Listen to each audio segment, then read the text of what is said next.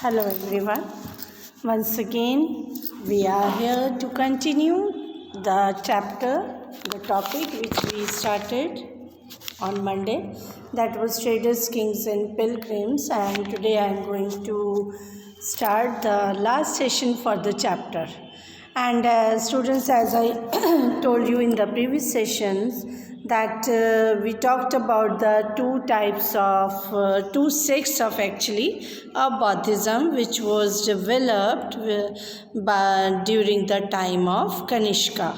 And the two sects were Hinayana and Mahayana. हमने उसके बारे में बात की थी और उसके बाद हमने बौद्धिज़्म के स्प्रेड के बारे में बात की थी. How these people they contributed in the promotion of Buddhism, and we talked about that it reached to it spread southeastwards to Sri Lanka, Myanmar, Thailand, Indonesia and other parts of the Southeast Asia including Indonesia.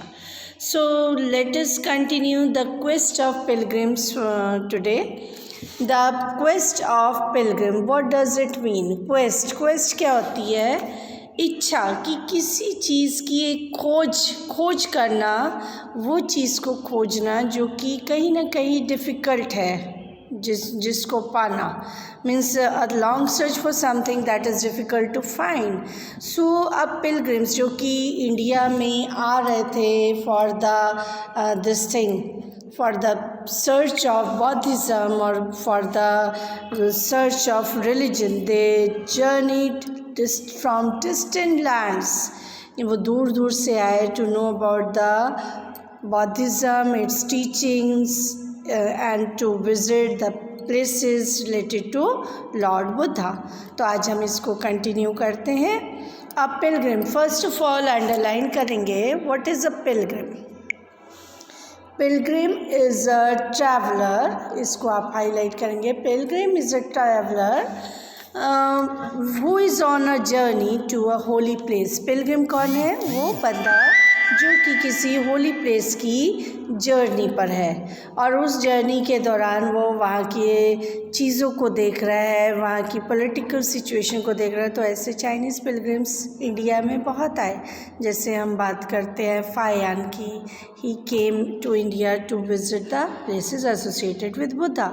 फायान, Xuanzang and Yijing made pilgrimage to India during the first millennium CE Christ era.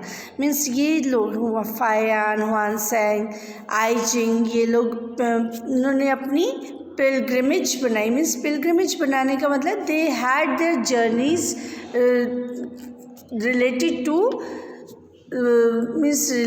to you can say in search of religion, a special religion which they started following.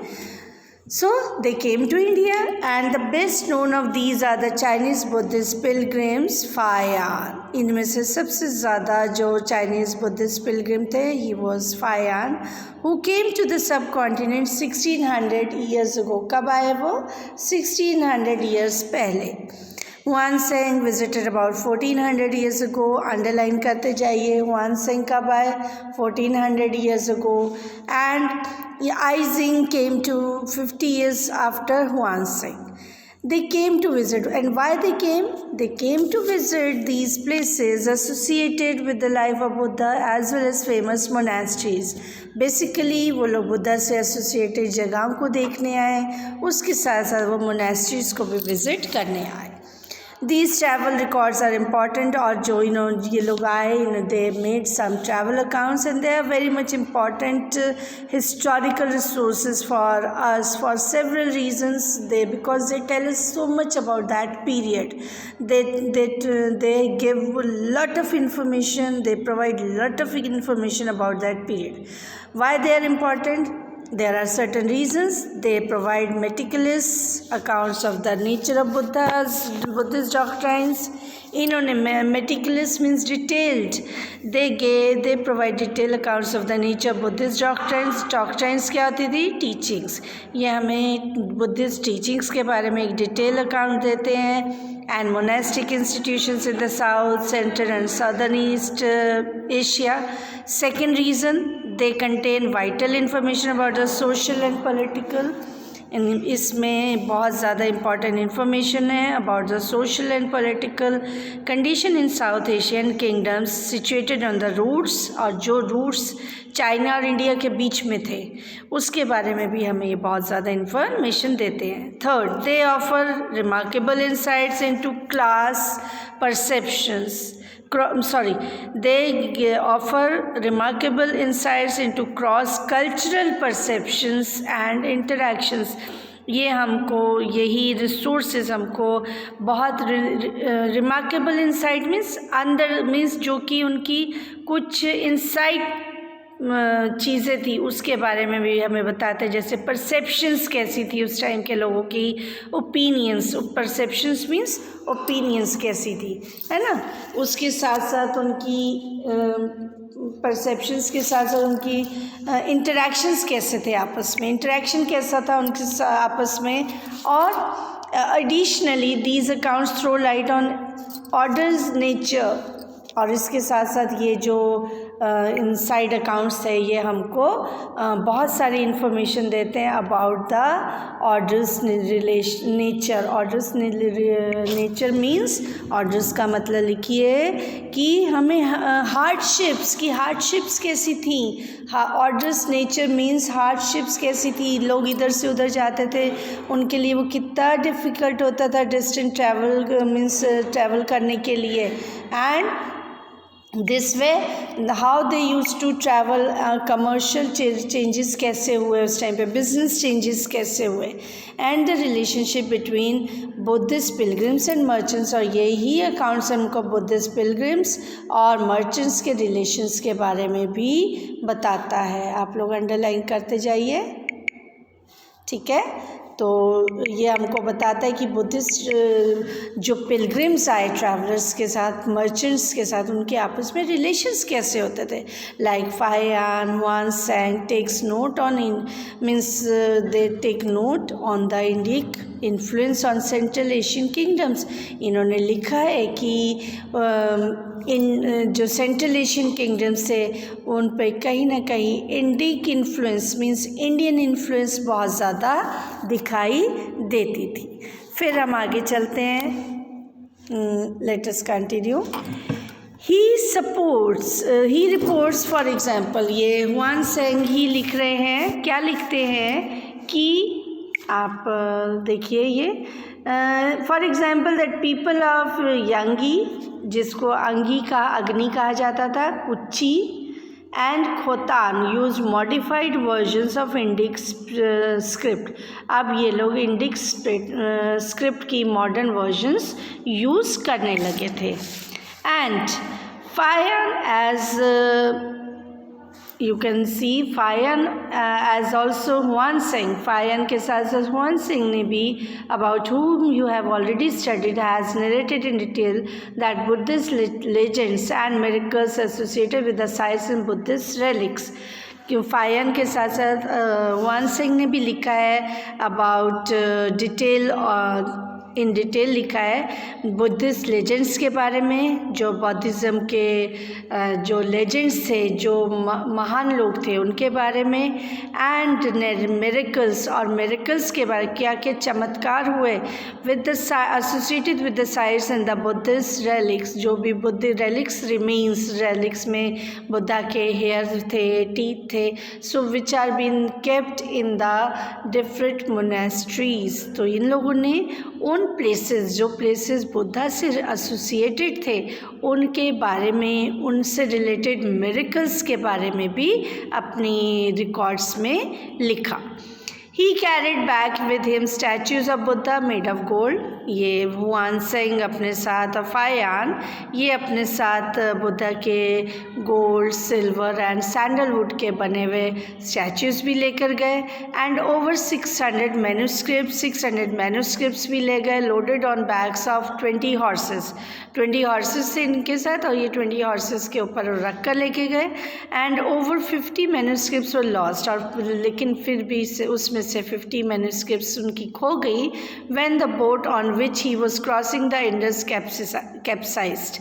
क्योंकि जिससे वो Indus river cross कर रहे थे वो कहीं ना कहीं वो बोट पानी में डूब गई, जिससे उनके 50 मैन्युस्क्रिप्ट्स उसमें लॉस्ट हो गए। The accounts of Huan Singh gave a detailed information of kingdoms and towns he visited in India. Huan Singh ने अपने detailed information दी है about towns and kingdoms which he visited in India, including the city of Kannauj, the capital of King Harshvardhan.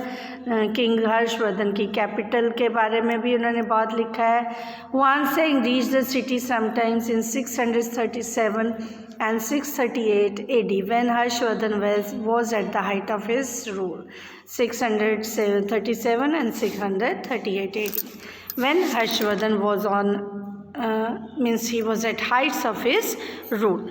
Now we are going to start the bhakti, beginning of bhakti, how it started. चलिए अब इसको start करते हैं भक्ति को। चलिए, this was also the time when the worship of certain deities which became a central feature of later Hinduism. ये period एक और वजह से भी इम्पॉर्टेंट था कि ये वो पीरियड था जब भक्ति मीन्स लेटर हिंदुइज़म में जो हम मानते हैं deities, today means the people they worship different deities, that means those deities became a central feature of means that period and they gained importance. जैसे आप आज लॉर्ड राम को मानते हैं, शिव, विष्णु, दुर्गा, तो ये इनकी worship it was started during that period only.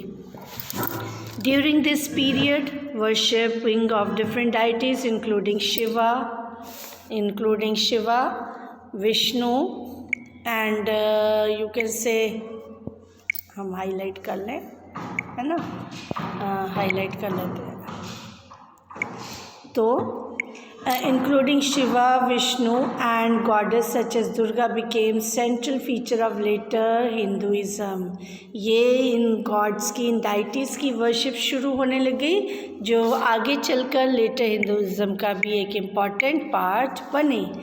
Many saints and devotional preachers, बहुत सारे सेंट्स और डिवोशनल प्रीचर्स जो कि प्रचार करते थे धर्म का, lead the bhakti movement in different parts of the country. इन्होंने इस भक्ति मूवमेंट को भारत के, इंडिया के, कंट्री के डिफरेंट पार्ट्स में पहुंचाया।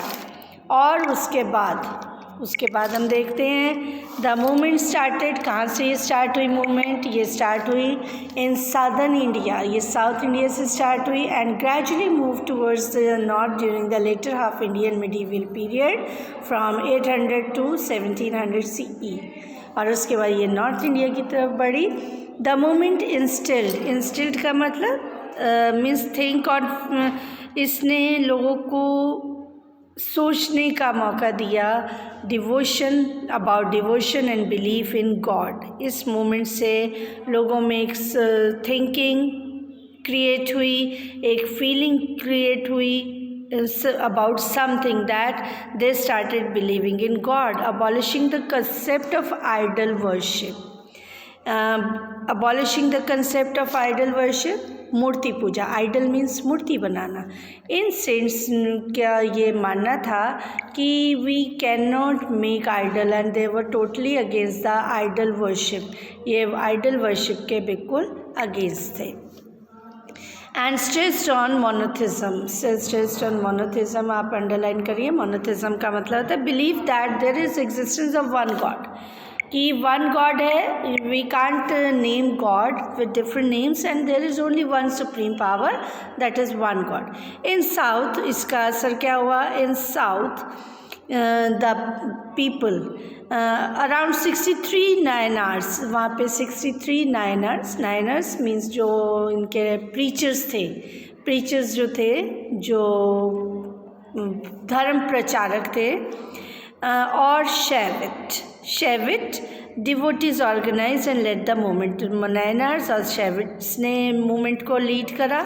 दे believed in fact that there true knowledge can be achieved only through selfless devotion and worship of the supreme power. इनका मानना था कि we are true devotee then we can achieve true knowledge only through selfless devotion and you can say devotion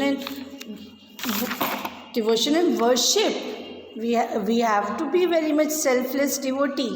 We have to be very much a devoted worshipper. Then only we can attain knowledge. The Bhakti movement of the Vaishnavati and that of the Shaiva was simultaneous and started almost together. These two streams, they started almost together. The Bhakti movement started then, have left, and iske बाद जब Bhakti movement it was at its height, इसमें क्या हुआ that have left an inedible mark in human beliefs and faiths. indelible beliefs, इसका एक बहुत ही you can say कि it affected a lot. It affected human beliefs and faiths a lot. इससे कहीं ना कहीं human beliefs और faiths को बहुत ज़्यादा इफेक्ट हुआ.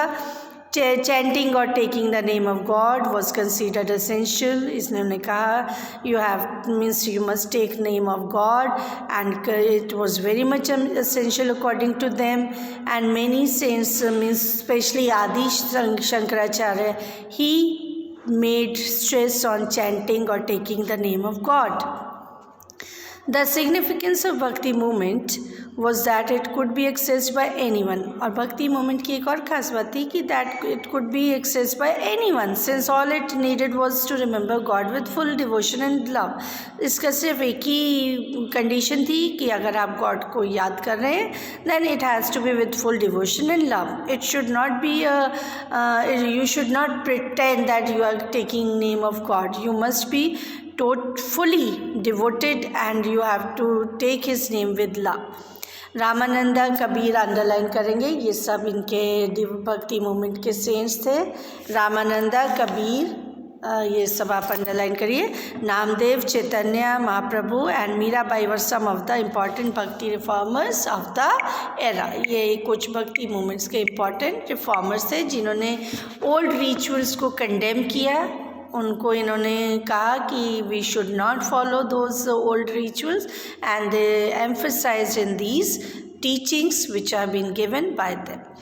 Effects of bhakti movement. अब भक्ति मूवमेंट का असर क्या हुआ? The bhakti movement had far reaching effects on the ppeople. इसका लोगों पे बहुत असर हुआ. First, it help a lot in removing the existing bitterness based on caste. जो हमारी सोसाइटी में ईवल्स थी, इससे वो ईवल्स दूर रिमूव करने में बहुत हेल्प मिली, और जो कि कास्ट, कलर, क्रीड, रिलीजन से रिलेटेड थी, और इससे लोगों में this became more tolerant towards each other. ये आपस में मोर टॉलरेंट बने, means they started tolerating each other. Means जो इनकी बिटरनेस थी लोगों की आपस में, means they were only concerned about the caste, colour and religion about of other people.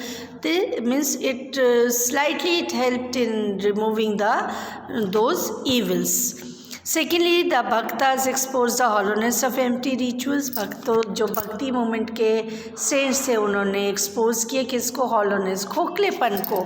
जो हम एम्प्टी रिचुअल्स और लोग सेरेमनीज करते थे, सेक्रीफाइसेस किया करते थे, आइडल वर्शिप करते थे, इन्होंने टोटली उनको उन हॉलोनेस को, उन खोखलेपन को एक्सपोज किया. एंड सुपरस्टिशन को लोग बहुत ज़्यादा उस टाइम अंधविश्वासी, superstitions means they were very much superstitious, अंधविश्वास करते थे. The movement dealt a blow on the superiority of the Brahmins. और इस मोमेंट से कहीं ना कहीं ब्राह्मण्स की जो एक सुपेरिटी बनी हुई थी सोसाइटी में, उसको भी धक्का लगा. For it propagated the equality of all man. इन्होंने क्योंकि इन्होंने स्ट्रेस किया, इस चीज़ पे ज़्यादा जोर दिया that all man are equal, all man are same, so there is no discrimination amongst the people. This also helped in checking conversions, और इससे conversions होने भी रुके. Thirdly, the Bhakti reformers preached in the common language. इन्होंने लोगों की common language में preach किया, जिससे vernacular languages को भी कहीं ना कहीं exposure मिला. Vernacular languages means जो regional languages होती थी उनको भी exposure मिला, जैसे Gujarati, Bengali, Punjabi, Marathi etc. Fourth, it brought together the galaxy of social religious reformers. इससे सारे reformers जितने भी साउथ से नॉर्थ, ईस्ट टू वेस्ट, ये रिफॉर्मर्स साथ में आए.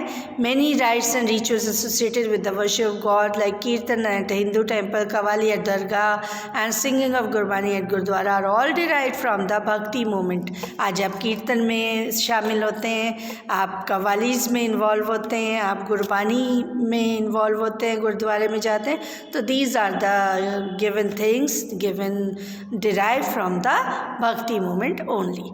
The Alvars, those immersed in God. अब अलवर्स से एक दूसरा ग्रुप था, एक और ग्रुप था, और एंड वैष्णव्स, ये पोइट सेंट्स होते थे. अंडरलाइन करेंगे, अलवर्स एंड वैष्णव्स, ये पोइट सेंट्स होते थे. ये गाकर पोइट्री के थ्रू लोगों को प्रीच करते थे. And who wandered from temple to temple, ये मंदिर से मंदिर, टेम्पल टू टेम्पल जाते थे, singing the praises of Vishnu. And basically ये विष्णु, गॉड विष्णु को मानते थे. They established temple sites and converted many people to Vaishnavism. इन्होंने बहुत जगह पे विष्णु टेम्पल्स बनवाए और लोगों को वैष्णविज्म की तरफ कन्वर्ट किया. कौन थे ये? अलवर्स. नायनार्स दूसरे थे, ये सेकेंड ग्रुप था अलवर्स का. नायनार्स साउथ में थे.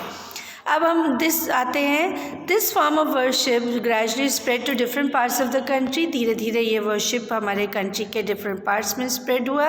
And those who followed the system of bhakti emphasise devotion and individual worship of god और गॉडेस. इन्होंने इंडिविजुअल वर्शिप पे ज़्यादा स्ट्रेस दिया रादर देन द परफॉर्मेंस और इलेबरेट सेक्रीफाइसेस, कि आप इलेबरेट सेक्रीफाइसेस करें या कुछ रिचुअल्स परफॉर्म करें. They said that you must have individual worship of God. According to this system of belief, if a devotee worships the chosen deity with a pure heart, और इस system में ये मानना था, इसकी मानना ये था कि अगर कोई डिवोटी अपने चोजन डाइटी को प्योर हार्ट से याद करता है, पूछता है, the deity will appear in the form of, deity उनके सामने, उनके वो गॉड, उनके वो मानने वाले, जिसको वो मान रहे हैं, जिस भगवान को मान रहे हैं, वो उनके सामने उसी उसमें आएंगे, उसी फॉर्म में उनके सामने आएंगे विच ही और शी में डिज़ायर, जिसमें वो चाहते हैं.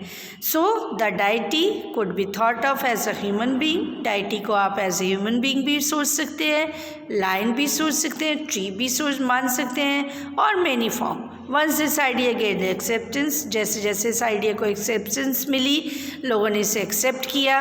Artist made beautiful images, artist ने ब्यूटीफुल इमेजेस बनाना शुरू कर दिया of their deities. Because of deities were special, क्योंकि डाइटीज स्पेशल होते थे, जिसको आप पूजा करते हैं, जिसको आप अपना ईश्वर मानते हैं, वो स्पेशल होते हैं. सो दीज इमेजेस, अब जब इमेजेस बनने लगी, these images were often placed with in special rooms. ये स्पेशल रूम्स पे, स्पेशल प्लेसेस पे मीन्स उनको इस्टेब्लिश किया गया. और जो वो स्पेशल प्लेसेस बनी, स्पेशल बिल्डिंग्स बनी, वो क्या बनी, और आगे चल कर क्या कहलाई, temples. Bhakti inspired some of the best expressions in art, और भक्ति के से इंस्पायर्ड, भक्ति से इंस्पायर्ड हमको ब्यूटीफुल एग्जाम्पल्स मिलते हैं आर्ट में, स्कल्पचर्स में, पोइट्री में, एंड आर्किटेक्चर में. You can see golden temple, you can see your Kedarnath temple, you can see your Badrinath temple. तो ये किस लिए बने? You can see that Jama Masjid. तो ये भक्ति का ही एक रूप था, भक्ति की ही एक फॉर्म थी कि आर्ट, स्कल्पचर्स, आर्किटेक्चर्स में भी इसकी झलक हमको देखने को मिलती है. क्योंकि जब हम गॉड को जितना प्यार करते हैं, तो हम उसकी जगह को उतना ही खूबसूरत बनाते हैं, उतना ही उसको बेस्ट से बेस्ट बनाने की कोशिश करते हैं। सो भक्ति ही है, भक्ति मोमेंट का ही असर है जो हमको इन स्कल्पचर्स में, पोइट्री में, हमको हिम्स में नज़र आता है, हमको पोइट्री में नज़र आता है, हमको आर्ट में नज़र आता है, हमको आर्किटेक्चर में नज़र आता है। So these are the things which have been given by Bhakti. So I hope you have enjoyed this chapter, and I will send you the question answers and other exercises for today. That's all. Thank you and have a nice day.